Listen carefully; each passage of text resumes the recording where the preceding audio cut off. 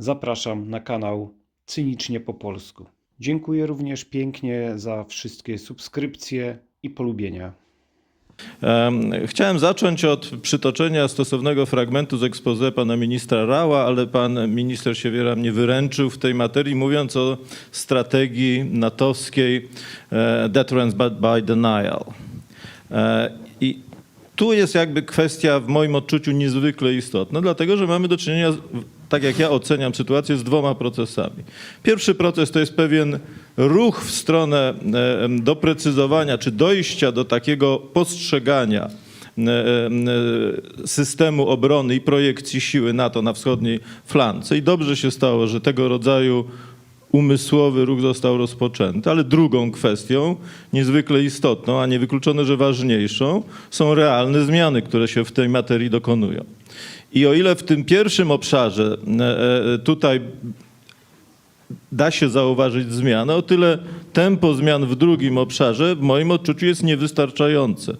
Mamy po pierwsze do czynienia z decyzją o podniesieniu grup w ramach wysuniętej obecności wojskowej w państwach bałtyckich do poziomu brygadowego, ale zaawansowanie realizacji tego procesu nie tylko w kwestii grupy litewskiej bardzo jest opóźnione. Podobna sytuacja, w moim odczuciu jeszcze gorsza, zważywszy na deklarację rządu Kanady i też prezydenta Kanady, występuje, jeśli chodzi o grupę łotewską. W Kanadzie mamy do czynienia z kryzysem rekrutacyjnym na niespotykaną skalę. W czasie pandemii COVID rekrutacja była zawieszona na 2 lata. W roku 2022 udało się zrealizować plany rekrutacyjne na poziomie zbliżonym do połowy tego, czego oczekiwano. To jest zresztą pewien problem wszystkich wysoko rozwiniętych krajów Zachodu. W Stanach Zjednoczonych siły lądowe w ciągu ostatnich 2 lat zmniejszyły swoją obsadę personalną o 7%. A i tak mówi się o kryzysie rekrutacyjnym i dyskutuje się, jaki to będzie miał wpływ na projekcję siły i na zdolność Sojuszu Północnoatlantyckiego do desygnowania znacząco większych sił na wschodnią flankę. Dlaczego to jest istotne? No dlatego, że klasyczna strategia deterrence by denial oznaczała z grubsza rzecz biorąc, stosowana w czasie zimnej wojny, 10-krotnie większą obecność wojskową państw sojuszniczych w Europie. To oczywiście wynikało z relacji sił między Zachodem a Rosją sowiecką, ale nie ulega wątpliwości, że bez skokowego zwiększenia obecności wojskowej na wschodniej flance tego się nie da uniknąć. To jest jeden w moim odczuciu kluczowy element i tu chciałbym nawiązać do tego, o czym pan minister Siewiera mówił, czyli do kwestii rosnącej pozycji Polski, bo na tym bym się chciał koncentrować i tego, co można z grubsza określić mianem eksportu bezpieczeństwa. Otóż ja uważam, że ta większa odpowiedzialność i większa rola przypadnie na państwa wschodniej flanki, czy tak jak mówi generał Hodges, wschodniego frontu. A w związku z tym to my będziemy musieli liczyć się z faktem, że inwestowanie we własne bezpieczeństwo musi w perspektywie oznaczać propozycje w zakresie eksportu bezpieczeństwa do państw ościennych, bo nasi sojusznicy z Zachodu, wliczając do tego sojusznika amerykańskiego, wydaje się, że nie będą nie tyle chętni, co nie będą zdolni do tego rodzaju działania. I to jest pierwszy kluczowy czynnik w moim odczuciu o charakterze strategicznym. Drugi jest nie mniej istotny, a mianowicie wraz z wejściem Finlandii do NATO granica między Rosją a NATO uległa podwojeniu. A w momencie, kiedy zostanie opublikowana nowa doktryna wojskowa państwa związkowego Rosji i Białorusi, a w świetle ostatnich zapowiedzi ministra Szojgu sprzed niecałych 2 tygodni, to jest kwestia najbliższego czasu, ta granica jeszcze ulegnie zwiększeniu. A w związku z tym to jeszcze będzie nakładało obowiązek związany z uwzględnieniem na poziomie planistycznym i realnych możliwości wojskowych tych zmian. Zbuduję tutaj taką tezę, bo jesteśmy w debacie publicznej i uważam, że pewne kwestie trzeba stawiać jasno. Mianowicie uważam, że Polska nie uniknie powrotu do systemu powszechnego szkolenia wojskowego zarówno mężczyzn, jak i kobiet. I należy tę kwestię stawiać w sposób jasny, otwarty i uczciwy, Dlatego, że nie zwiększymy naszych zdolności wojskowych, nie zwiększymy naszych możliwości, jeśli chodzi o eksport bezpieczeństwa do państw ościennych bez tego kroku. Nie zwiększymy też, taka jest moja ocena,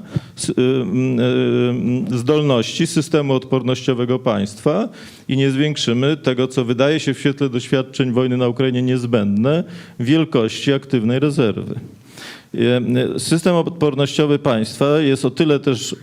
Jeszcze tylko dodam jedną kwestię, a mianowicie nie jest sprawą przypadku, że Łotwa niedawno podjęła decyzję o przywróceniu poboru powszechnego. To jest pewien kierunek, który wydaje mi się jest nasuwającym się i trzeba zacząć o tym dyskutować.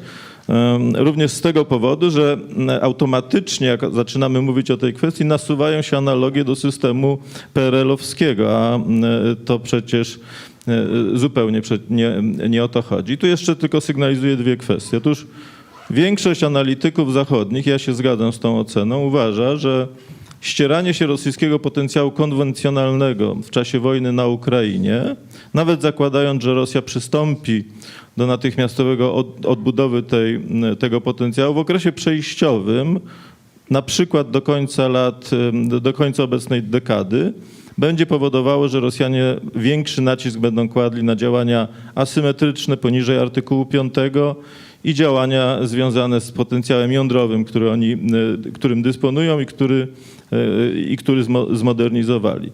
I ostatnie wydarzenia, nie tylko deklaracje w sprawie Białorusi, ale też mapowanie dna Morza Bałtyckiego, większa aktywność rosyjskich okrętów i statków handlowych wykonujących tego rodzaju misje, wskazuje, że oni idą w tym kierunku.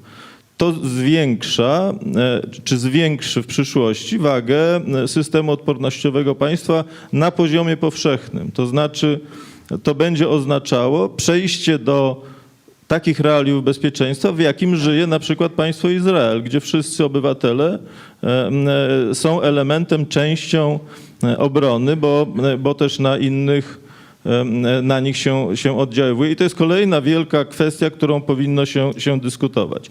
I wracając do tego, co pan minister był uprzejmy poruszyć w zakresie aktu stanowiącego, w kwestiach bezpieczeństwa wiadomo, że większość spraw się łączy. I w związku z tym, jeżeli my mówimy o eksporcie bezpieczeństwa Polski i o pewnym kryzysie sił zbrojnych Kanady, to wydaje się, że być może takim wyjściem jest zaproponowanie, aby to Polska stała się państwem ramowym na Łotwie albo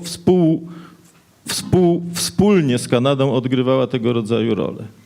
Być może można w związku z tym wypracować koncepcję nie rotacyjnej, ale stałej obecności polskiego kontyngentu wojskowego na Łotwie, a niewykluczone, że może i w innych też państwach, choćby z tego powodu, że zaczyna się mówić, iż państwa bałtyckie w sensie operacyjnym muszą być już traktowane jako pewien jednolity obszar.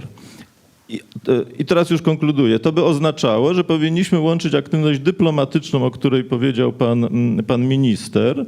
Są też koncepcje analityków, choćby z Atlantic Council, mówiące o zawieszeniu obowiązywania traktatu Rosja-NATO. Można to uzupełnić wspólnym stanowiskiem choćby państw bukaresztańskiej dziewiątki. Ciekaw jestem choćby na przykład stanowiska Finlandii i Francji w tej materii, to też jest, i Szwecji, przepraszam.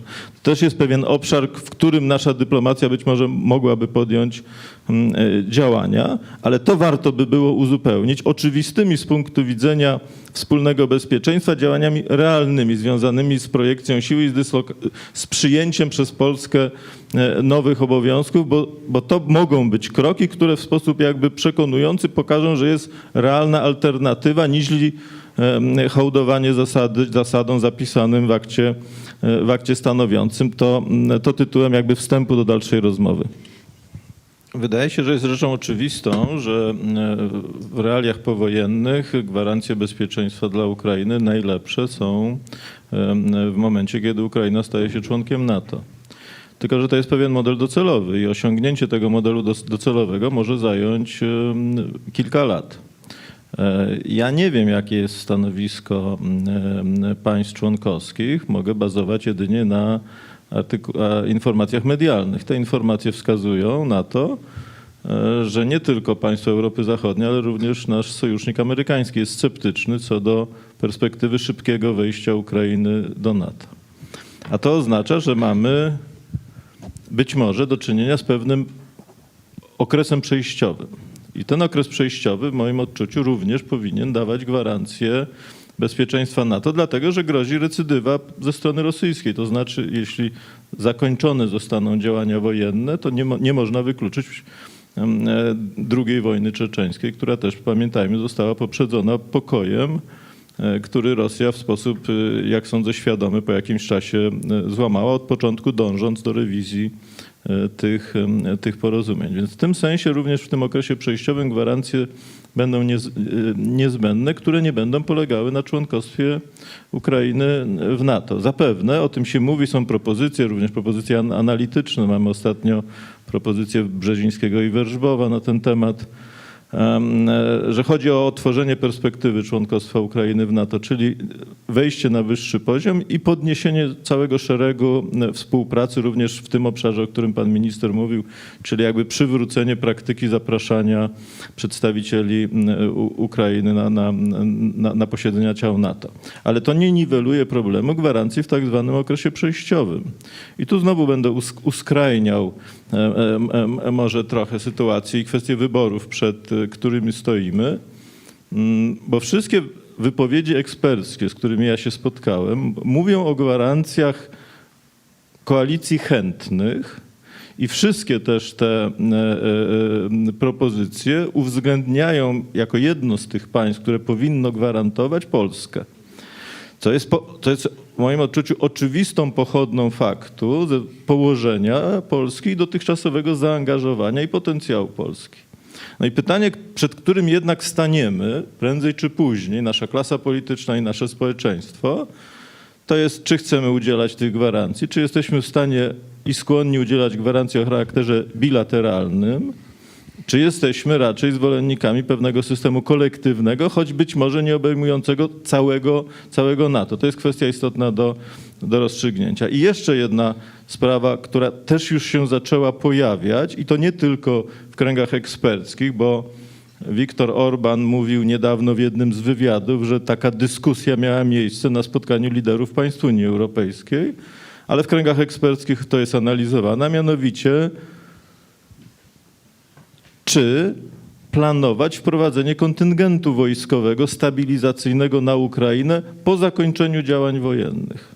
Jako gwaranta obecności, przestrzegania też warunków ewentualnego pokoju. Mówi się zresztą choćby w tej propozycji Brzezińskiego i Werzbowa, że te gwarancje w systemie powojennym, nie natowskie, powinny być jednak tak silne, żeby zakładały wejście do wojny, jeśli by Rosja chciała wznowić działania zbrojne. No to jest oczywiście pewna propozycja, nie ma sensu się do niej bardzo przywiązywać, natomiast to raczej zakreśla pewne pole podjęcia decyzji i debatę, która powinna mieć miejsce, zanim ta decyzja zostanie podjęta i ona również dotyczy Polski. Więc w tym sensie ja uważam, żeśmy nie unikniemy tego rodzaju dylematów, a tak jak ja odczytuję stanowisko sojuszników z racji dotychczasowego zaangażowania, wydaje mi się, że oni wręcz oczekują, iż Polska będzie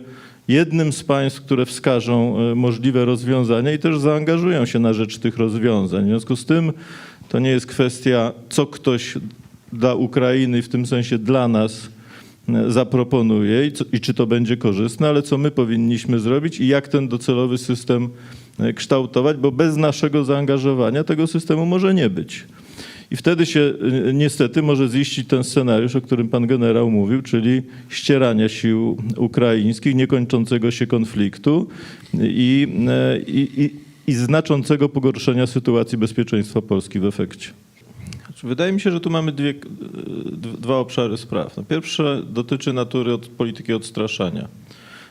Nie kwestionując wagi pewnej spójności politycznej, ja bym jednak zwrócił uwagę na kwestię zdolności również wojskowych, bo to jest element,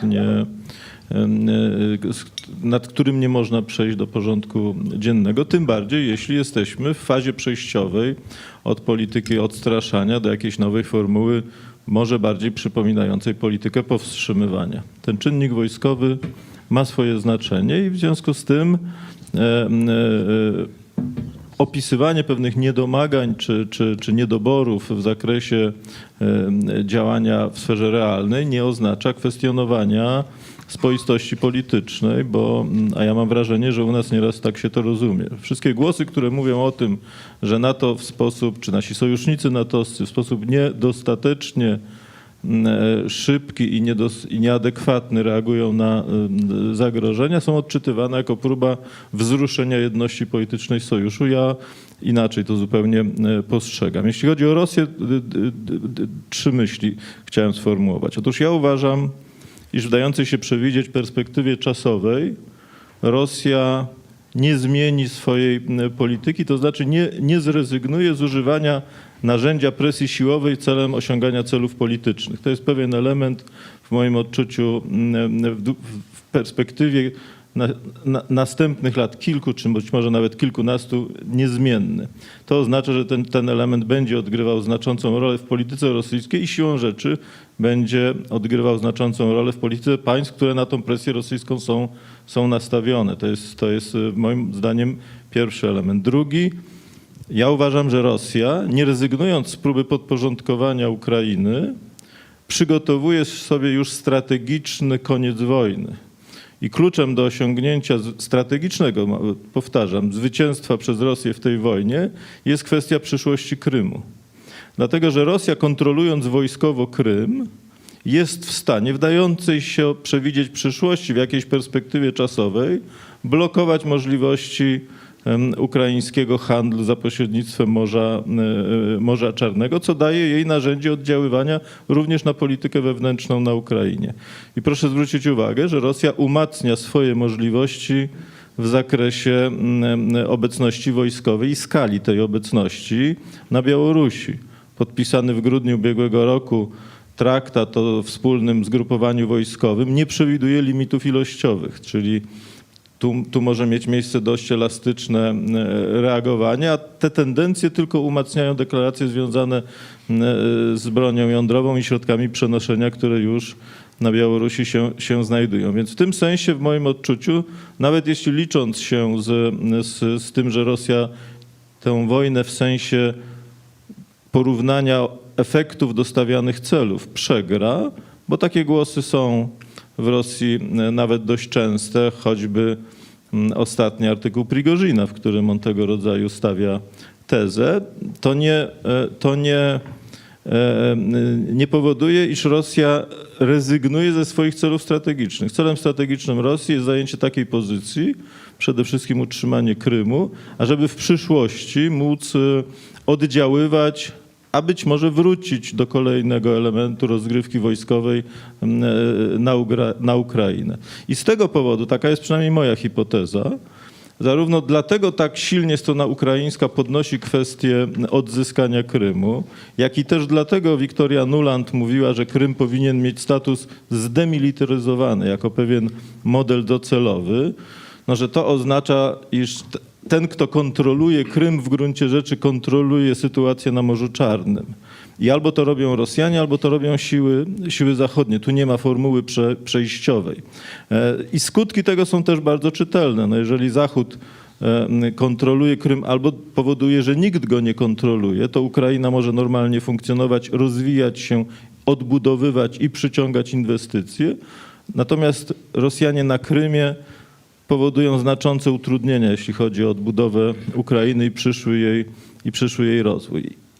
I to moim zdaniem jest kluczowa kwestia, która, jeśli mówimy o sytuacji strategicznej, będzie decydowała o ocenie tego, kto wojnę wygrał. Bo to, że Rosja nie zrealizowała w tej fazie swoich planów politycznych, to jest oczywiste, jasne i niebudzące wątpliwości. Natomiast dzisiaj ona chce zająć pozycję strategiczną, która umożliwi jej powrót do rozgrywki za jakiś czas. Polityka Węgier jest w moim odczuciu potwierdzeniem faktu, iż państwa będące członkami Sojuszu Północnoatlantyckiego w różnym kształcie, w różnym wymiarze szukają własnych dróg celem realizacji cząstkowo własnych interesów. co nie zawsze stoi czy nie musi stać w konflikcie z ideą spoistości sojuszu, no ale mamy do czynienia z odrębną polityką Turcji, mamy do czynienia z odrębną polityką Węgier, która jest do pewnego stopnia, wydaje mi się, koordynowana z Turcją. Mamy wreszcie do czynienia z dość wyraźnymi odrębnościami, jeśli chodzi o politykę choćby w obszarze bezpieczeństwa takich państw jak Francja czy Niemcy. Tu paradoksalnie Węgry odmawiające wzrostu wydatków na bezpieczeństwo do tego pułapu 2%, o którym mowa, nie realizują tego. Nie wyróżniają się na tle innych państw, w tym takich jak znacznie zamożniejszych, więc to jest pewna różnorodność. To pokazuje, że ta sytuacja się komplikuje, co powinno w moim odczuciu skłaniać do większej intensywności w obszarze dyplomatycznym z naszej strony, jeśli chcemy odgrywać większą rolę w Sojuszu Północnoatlantyckim. Te więzi muszą być budowane i przebiegać nie tylko Bruksela, państwa członkowskie, ale też i pomiędzy tymi państwami. Bardzo dobrym przykładem jest choćby kwestia naszych relacji ze Szwecją i Finlandią. Bo bezpieczeństwo w basenie Morza Bałtyckiego to jest ten obszar, który już powinien budzić naszą ożywioną aktywność dyplomatyczną i polityczną. I jeśli postulatywnie mielibyśmy coś robić, to ja bym na przykład opowiadał się za skokowym zwiększeniem wysiłku w tym kierunku, bo to jest niezwykle istotny obszar.